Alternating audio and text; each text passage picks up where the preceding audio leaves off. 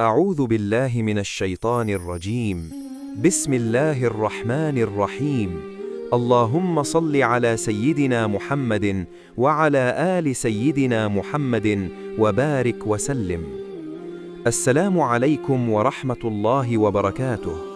رمضان و قرآن کا گہرا رشتہ، کیا آپ جانتے ہیں؟ میرے پیارے دوستو، آج ہم ایک نہایت اہم اور روح پرور موضوع پر گفتگو کرنے جا رہے ہیں، رمضان اور قرآن کا گہرا رشتہ۔ کیا ہم نے کبھی سنجیدگی سے سوچا ہے کہ رمضان کو قرآن کا مہینہ کیوں کہا جاتا ہے؟ کیا وجہ ہے کہ اس مبارک مہینے میں ہر مسجد سے تلاوت قرآن کی آوازیں بلند ہوتی ہیں؟ کیوں ہر مسلمان کے دل میں قرآن پڑھنے کا جذبہ اس مہینے میں بڑھ جاتا ہے؟ آئیے آج ہم اسی راز کو سمجھنے کی کوشش کرتے ہیں۔ رمضان، نزول قرآن کا مہینہ۔ اللہ تعالی قرآن مجید میں ارشاد فرماتے ہیں، شہر رمضان الذی انزل فیہ القرآن ھدی للناس وبینات من الھدی والفرقان۔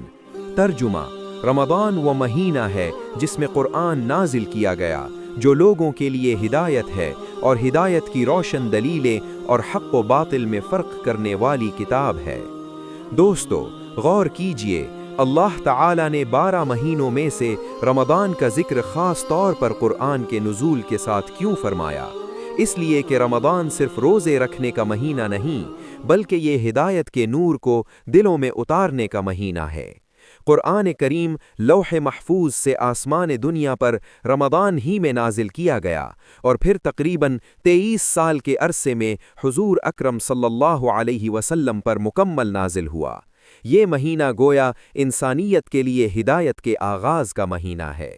روزہ اور قرآن، باطنی تعلق۔ آپ سوچ رہے ہوں گے کہ روزے اور قرآن کا آپس میں کیا تعلق ہے؟ روزہ انسان کے نفس کو کمزور کرتا ہے، خواہشات کو قابو میں لاتا ہے، دل کو نرم کرتا ہے۔ جب دل نرم ہوتا ہے تو اس پر قرآن کا اثر زیادہ ہوتا ہے۔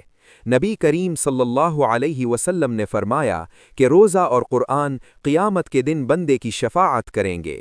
روزہ کہے گا، اے رب، میں نے اسے دن میں کھانے پینے اور خواہشات سے روکے رکھا، اور قرآن کہے گا، میں نے اسے رات میں سونے سے روکے رکھا، پس دونوں کی شفاعت قبول کی جائے گی۔ یہ حدیث ہمیں بتاتی ہے کہ رمضان میں روزہ اور قرآن ساتھ ساتھ چلتے ہیں، دن میں روزہ، رات میں قرآن۔ یہی ہے رمضان کی اصل روح۔ نبی کریم صلی اللہ علیہ وسلم اور قرآن کا دور۔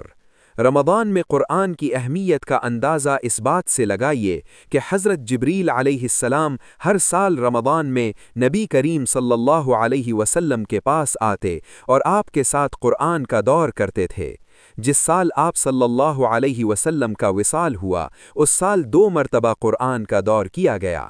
سوچئے، جب اللہ کے رسول خود رمضان میں قرآن کی تکرار فرماتے تھے تو ہمیں کتنا اہتمام کرنا چاہیے۔ آج ہمارا حال کیا ہے؟ رمضان آتا ہے، ہم افطار اور سحری کی تیاریوں میں مصروف ہو جاتے ہیں، مگر قرآن کو صرف طاق پر سجا دیتے ہیں۔ کیا یہ قرآن کے ساتھ انصاف ہے؟ لیلۃ القدر، قرآن کی رات۔ رمضان کی سب سے بابرکت رات لیلۃ القدر ہے۔ اللہ تعالی فرماتے ہیں، اِنَّا أَنزَلْنَاهُ فِي لَيْلَةِ الْقَدْرِ، یعنی ہم نے اسے قرآن کو شب قدر میں نازل کیا۔ یہ رات 1000 مہینوں سے بہتر ہے۔ سوچئے، ایک رات کی عبادت 1000 مہینوں کی عبادت سے افضل، اور اسی رات قرآن کا نزول ہوا۔ یہ اس بات کی دلیل ہے کہ قرآن کی قدر و منزلت کتنی بلند ہے۔ اگر ہم واقعی لیلۃ القدر کی برکت چاہتے ہیں تو ہمیں قرآن سے جڑنا ہوگا۔ کیا ہم قرآن کو سمجھتے ہیں؟ میرے عزیز بھائیوں اور بہنوں، ہم میں سے اکثر لوگ رمضان میں قرآن ختم تو کر لیتے ہیں، مگر کیا ہم نے کبھی اس کا ترجمہ پڑھا؟ کیا ہم نے اس کے پیغام کو سمجھنے کی کوشش کی؟ قرآن صرف ثواب کے لیے نہیں اترا، بلکہ عمل کے لیے اترا۔ یہ زندگی گزارنے کا مکمل نظام ہے۔ یہ ہمیں سچ بولنا سکھاتا ہے، انصاف کرنا سکھاتا ہے، والدین کے ساتھ حسن سلوک سکھاتا ہے، تجارت میں دیانتداری سکھاتا ہے۔ اگر رمضان کے بعد بھی ہماری زندگی میں تبدیلی نہ آئے تو ہمیں سوچنا چاہیے کہ کہیں ہم نے قرآن کو صرف پڑھا تو نہیں، سمجھا نہیں۔ رمضان ہمیں سکھاتا ہے کہ اگر ہم چاہیں تو خود کو بدل سکتے ہیں۔ قرآن دلوں کی شفا ہے۔ قرآن صرف ہدایت نہیں بلکہ شفا بھی ہے۔ اللہ تعالی فرماتے ہیں کہ یہ ایمان والوں کے لیے شفا اور رحمت ہے۔ آج دنیا میں بے چینی، ڈپریشن، خوف اور اضطراب عام ہو چکا ہے۔ لوگ سکون کی تلاش میں ہیں۔ کوئی موسیقی میں سکون ڈھونڈ رہا ہے، کوئی سیر و تفریح میں، کوئی دولت میں، مگر اصل سکون قرآن میں ہے۔ جب انسان تنہائی میں بیٹھ کر قرآن کی تلاوت کرتا ہے، اس کے معنی پر غور کرتا ہے، تو دل پر ایک عجیب سکون نازل ہوتا ہے۔ ہمارا عملی قدم کیا ہو؟ روزانہ کم از کم ایک رکوع ترجمے کے ساتھ پڑھیں، تراویح میں توجہ کے ساتھ قرآن سنیں، قرآن کی کوئی تفسیر سننا شروع کریں، ایک آیت منتخب کریں اور اس پر عمل کرنے کا ارادہ کریں۔ یاد رکھیں، قرآن سے تعلق صرف رمضان تک محدود نہ رکھیں۔ رمضان ہمیں عادت ڈالنے کے لیے آتا ہے تاکہ باقی 11 مہینے بھی قرآن کے ساتھ گزریں۔ کیا ہم واقعی قرآن والے ہیں؟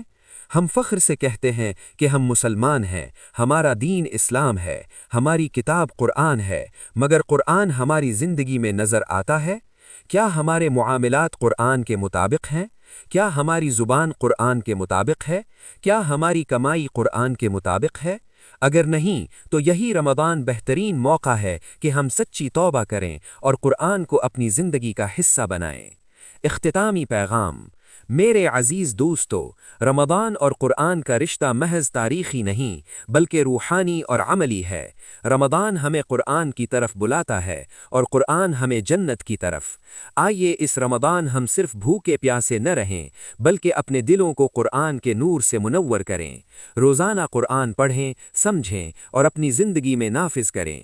شاید یہی رمضان ہماری زندگی کا آخری رمضان ہو، شاید یہی موقع ہماری نجات کا سبب بن جائے۔